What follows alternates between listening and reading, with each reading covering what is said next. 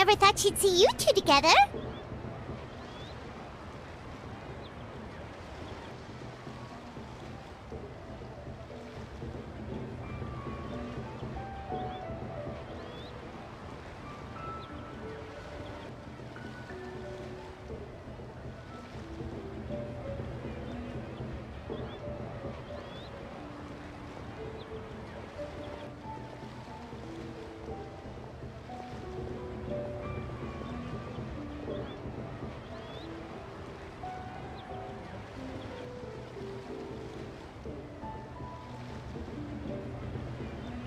Nice to see you again, Traveler and Paimon.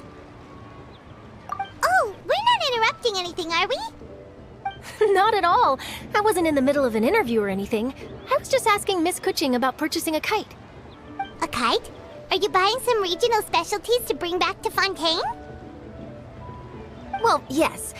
And... It seems you haven't heard yet. The theme of this year's Lantern Rite is kites. Oh, so that's why Paimon has seen so many floating in the sky. Liyue Harbor is always changing, so it is only fitting that Lantern Rite should change in turn. The Qixing believes it would benefit Liyue to build on our own cultural foundation by embracing the technologies of other nations. After all, it is said that the stones of another mountain may serve to better polish one's own jade. yeah, remember my business meeting with Tianquan Ningguang the last time I was in Liyue Harbor? That's what it was about. But all I really did was use my network to introduce Lady Ningguang to some interesting people. I'm not sure that quite counts as fostering cooperation. In the end, we decided to combine Liyue's traditional art of kite making with Fontaine's mechanical vertical lifting device. Mechanical lifting device? Sounds pretty impressive. But don't kites just use the wind to fly? Why would you need to add something mechanical? Well, you've actually just answered your own question, Paimon. How high and far a kite can fly depends as much on the weather conditions as on the skill of the person holding the string. But as soon as there's no wind, you can only flail about helplessly like a sweet flower medaka out of water. Experience doesn't matter at that point. Exactly. Liyue is now a nation ruled by humans after all. It's about time we had the power to make a kite fly, don't you think? Plus, the easier we can make it to enjoy, the more people will want to participate.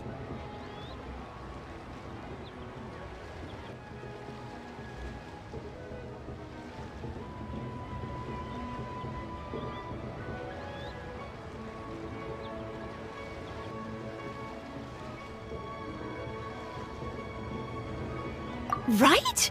I also thought it was a novel idea. Plus, it shouldn't cost much to do. With Miss Charlotte's help, everything has gone smoothly. Our new mechanical kites are already available to purchase from a stall in the harbor. We're having trouble keeping up with demand. We also gave quite a bit of thought to the price. We didn't want it to be too much more expensive than a traditional kite. Cool! Turns out you two and Ningguang like playing with toys just as much as Paimon! Toys? They're not exactly toys. You see, Miss Kuching, that does seem to be everyone's first reaction.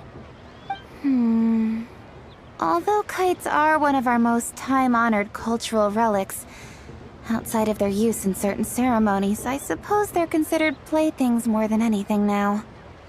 But to me, there's so much more than that. Think for a second about how remarkable it is that a flimsy paper kite attached to a string has the capacity to touch the sky. It is this slight piece of paper that also carries the weight of Liyue's cultural traditions. There's an old poem that goes, "O kite born of paper, flying true in sound, a lone traveler wanders, just waiting to be found."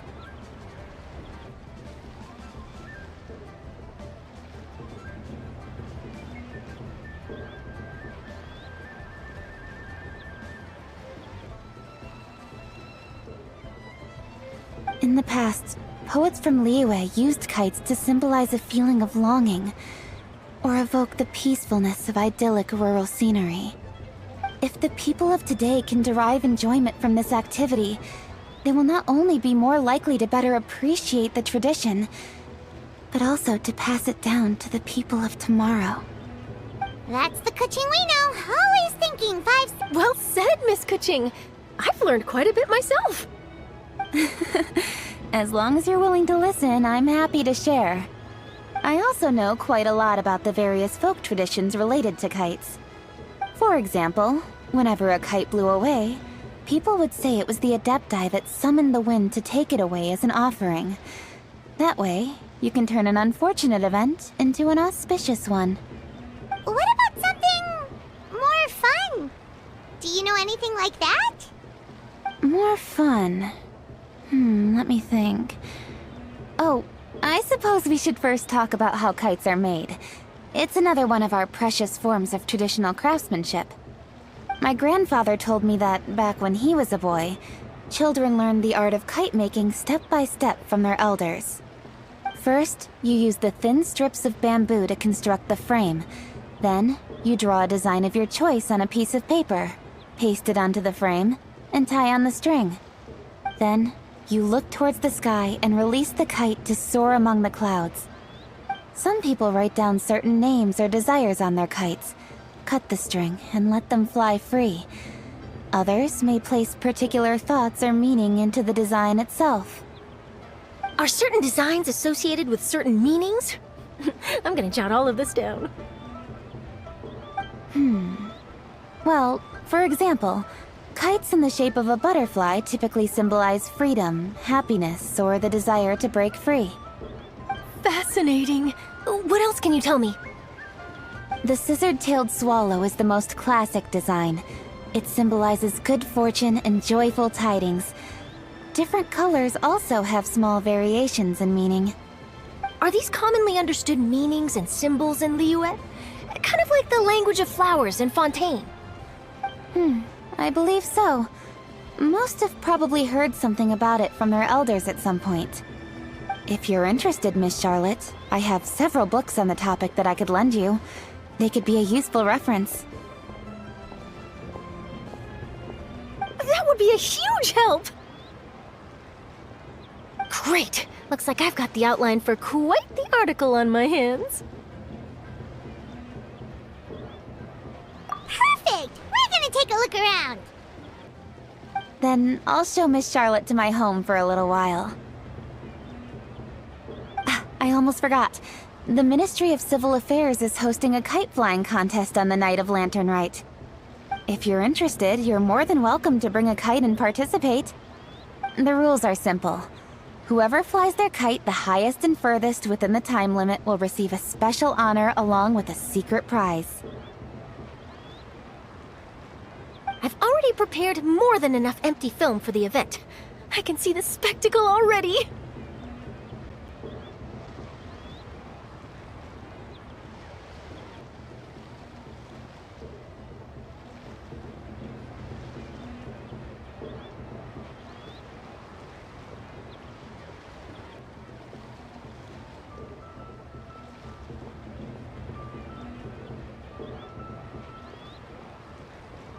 Oh, Paimon was on board the moment you said secret prize. Then I'll look forward to seeing your performance. You bet! See you then!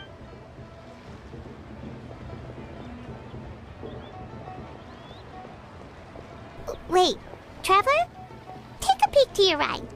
Do you see those two people lurking over there?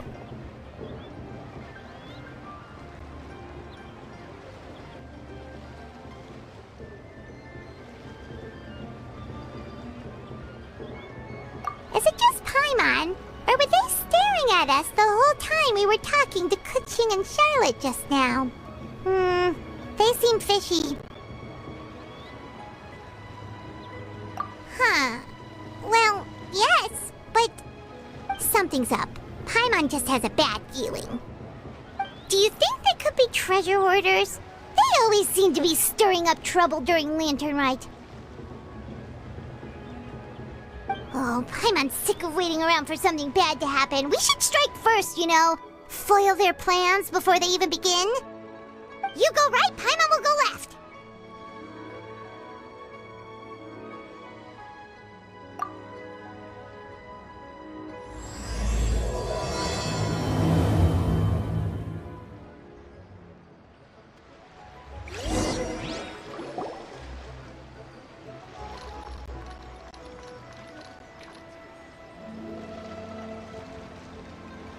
Oh,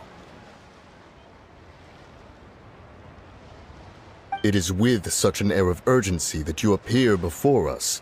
Your comportment suggests you believe us to have committed some heinous crime. Perhaps you could enlighten us as to your intentions. Whoa, where did this fuddy-duddy come from? You should be the one doing the enlightening, buddy.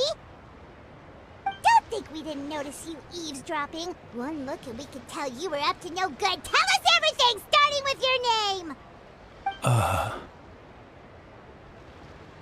One bears no secrets before two such as yourselves. You stand in the presence of the mighty and illuminated Adeptus, Moon Carver. For the purpose of this foray into the mortal realm, however, you may address one as Hojong. You kidding? That deer's got his head stuck so far up in the clouds, there's no way he'd humble himself down here with the rest of us. you may want to hold your tongue, Paimon. Don't think that Paimon is gonna believe you just because you know her name. Let Paimon guess. You're supposed to be Mountain Shaper, right? Indeed. Mooncarver and myself have descended upon the mortal realm for a visit. The two of you may call me Jiahu. Huh. Looks like you did your research. But in our experience, the harder you try to lead us on, the more likely it is that we've got a big fish on our hands. We'll go straight to the Millilith and have you arrested for impersonating a Adepti. Preposterous! Utterly preposterous!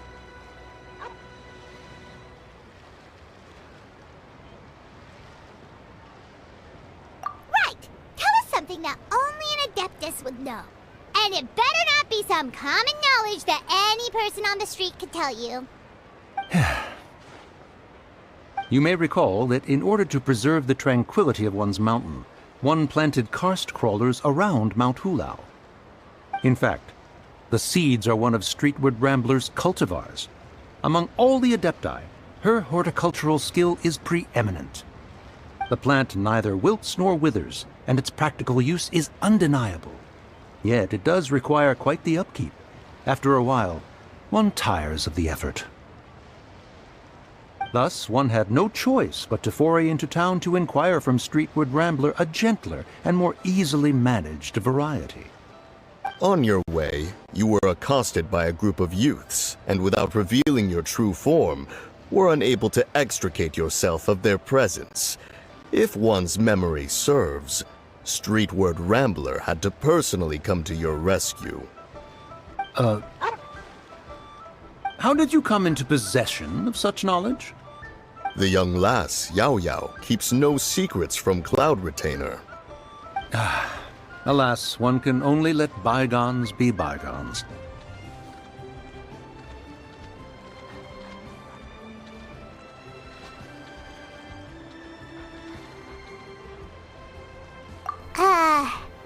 That might have been more detail than we needed. Seems like you two are the real deal, and Paimon's sorry for suspecting you.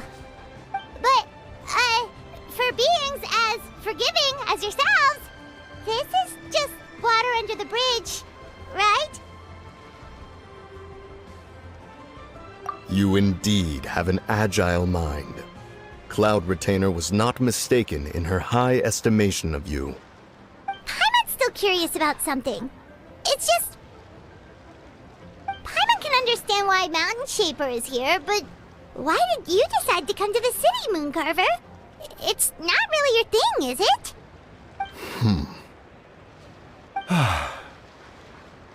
It is but an inevitable eventuality. Long have the mountains remained strangely idle since Cloud Retainer's move to Liyue Harbor. With Lantern Rite near at hand, one would expect Cloud Retainer to provide us with an account of the festivities in advance. Yet to this day she has failed to appear. Cloud Retainer is hardly the forgetful sort. One must never rest idle in the face of that which demands action. And since our acquaintances dwell in Liyue Harbor, we had to travel here in human form to avail ourselves of their aid, Cloud Retainers in this case. But a moment ago, one heard you speak of a mechanical kite of sorts. It appears the essence of the situation has hitherto revealed itself. Now it is time for one to retire back to one's abode. So, you're not looking for Cloud Retainer anymore? Perhaps there are aspects of Cloud Retainer's temperament that remain opaque to young Paimon. Given one's understanding, one can only imagine the anger that now consumes her. Cloud Retainer is of a proud and arrogant disposition. She holds the belief that her skill in mechanics surpasses that of all others. One can be quite certain it is hardly with an open mind that she regards the arrival of this new technology. One surmises that she has shut herself away, refused all company, and buried herself in the study of her own creations. To call on her would only invite her rebuke. However, if you do happen to cross paths with her over the next few days, do pass along one's regards. Sure, leave it to us. Have a safe trip back, enjoy the scenery, and happy lantern ride! Thank you for your kind words. We shall now depart. We got all worked up for nothing, huh? All that trouble and it turned out to be people we knew all along! Well, it's still pretty early. Let's head over and check out the kite stalls. Paimon wants to see what kinds of kites we can buy to use in the competition. The bigger and prettier, the better.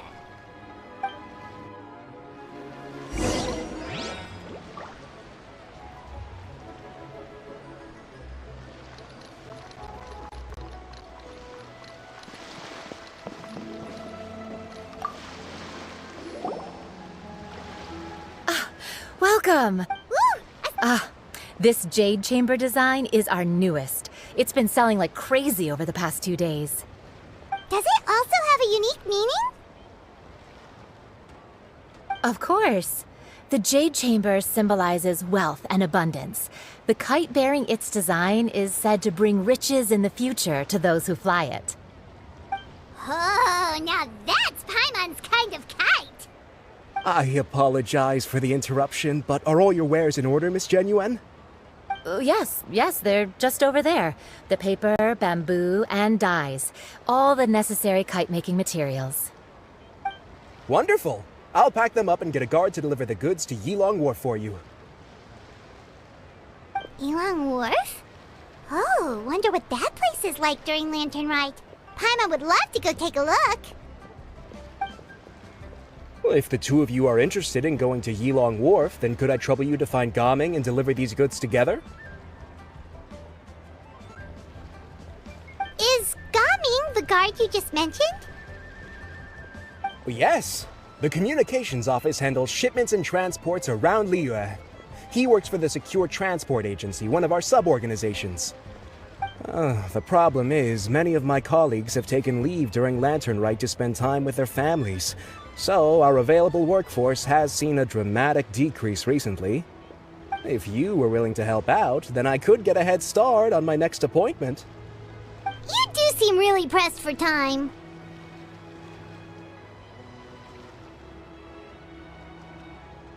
Oh, wonderful! You will, of course, be compensated for your efforts. Now, at this time of day, Gaming should be somewhere in the vicinity. Just follow the main road until you see the head of a Wushu dance costume. Should be on your right.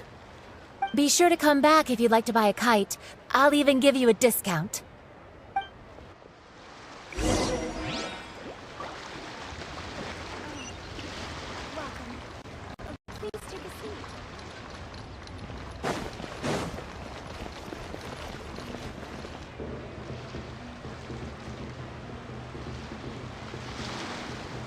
Wait, I thought we had an agreement. Loser buys dim sum tomorrow? Look at you. Scowl like that for much longer and your face might stay that way. Hey now, don't be upset. How about this? You extend the invitation, and I'll pay. No way, Gaming. You're always the one picking up the tab. I'm not trying to be a sore loser. I just didn't expect you to come from behind to win like that. That was nothing. All in a day's work, friend. Perfect! Gaming is here! Sorry to interrupt, Gaming. We just spoke to a guy from the communications office who needs you to deliver some goods to Ilang Wharf. Oh, it must have been Longzhou. Looks like I've got work. Gotta go. Sure, go do your thing. Let's have a rematch when you get back. I won't let you win so easily next time.